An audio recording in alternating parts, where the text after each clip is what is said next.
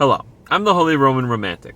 Today's video is an improper analysis of the ranking of kings. It's a show I paid attention to in the beginning, kind of blanked out in the middle, and picked up again near the end. The premise for ranking of kings is that there's a bunch of kingdoms with kings, and all those kings are ranked in the ranking of kings, which is just like a list someone has somewhere. We follow a bunch of characters. Let's start with King Bose. We start the show, he's pretty much on his deathbed, and a lot of characters are talking about which of his two sons should succeed him. He has two sons. One he had with a giant.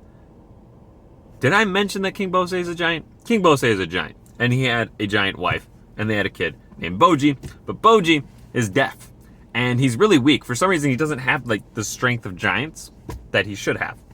And then he has a second son that he had with a human named Queen Hilling, who is named Prince Daida. Now, Daida is strong. He does have some of that giant strength.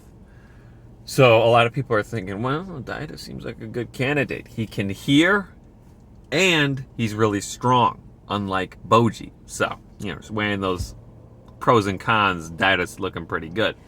Even though it's pretty, what's the word? It would be more traditional for Boji to become king.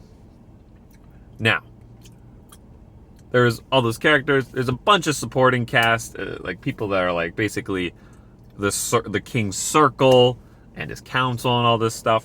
But we mainly follow Prince Boji and his friend he makes along the way, Kage, a little shadow creature guy. And they get along really well because they're both kind of outcasts in their own way. So that's the premise. Those are the characters. The characters themselves are really interesting, though, beyond these descriptions I've given you, because you learn maybe the exceptions are Boji and Kage. No, maybe just Boji. Boji's the only character who's straight up. He's you know who he is. He's the main character. He's not really hiding anything. He's not putting up any facade.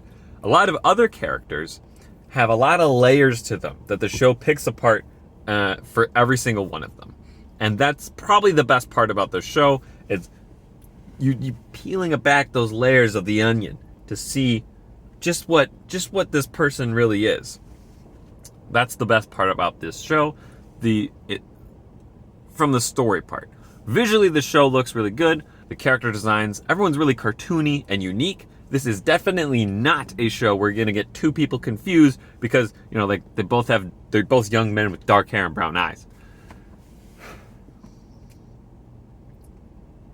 Yeah, the backgrounds for this show are also really good visually. Just really enjoy them. Now, you're probably wondering, why did I lose my attention in the middle? I couldn't tell you specifically. I just got kind of bored with the show. I at least sit through every single show. So I sat through a bunch of the middle, but I wasn't paying attention fully.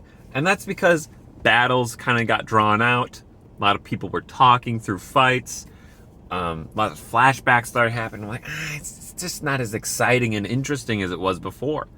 Now, that being said, the show is probably really good. I mean, the beginning is amazing. I really liked the ending for the most part. So if you're not someone who's putting yourself through all of the seasonals, Ranking of Kings might actually be a really great show. I think it's at least an okay show. I'd like to think it's a good show. I wouldn't say it's great.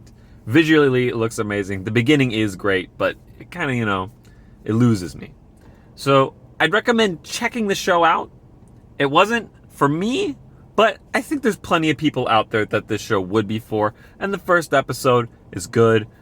The first few arcs are really good. So you're not really wasting your time by getting invested in the start of the show by giving it a chance. That's all I really have. Have a nice day.